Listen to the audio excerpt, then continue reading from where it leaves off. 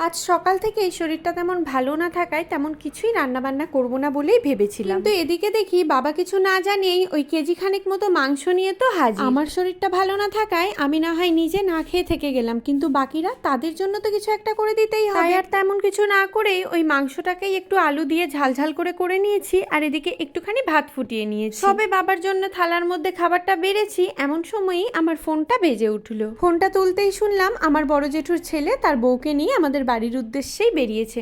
কি ব্যাপার বলো তো, কলকাতা থেকে আসছো তবুও জানাওনি, এতক্ষণে জানাচ্ছ? আরে না না, আমরা তো সকালেই ট্রেন থেকে নেমে গেছি, গ্রামের বাড়িতেই আছি, এখানে ফ্রেশ হয়ে খাওয়া দাওয়া করে নিয়েছি ব্রেকফাস্ট, এবার তোদের বাড়ির জন্য বেরিয়েছি। সে তুমি যাই বলো দাদা ভাই, এটা তুমি ভারী অন্যায় কাজ করেছো। নতুন বৌদি নিয়ে আসছো, একটা দিন আগে তো মানুষ জানায়। শরীরটাও খারাপ, কি করব কিছুই না বুঝতে পেরে ফ্রিজে যা 2-3টে সবজি ছিল তাই দিয়ে একটু চাল ফুটিয়ে ফ্রাইড রাইস করে নিলাম, আর ওই মাংসের ঝোলটাই ফুটিয়ে একটু কষিয়ে পরিবেশন করেছি।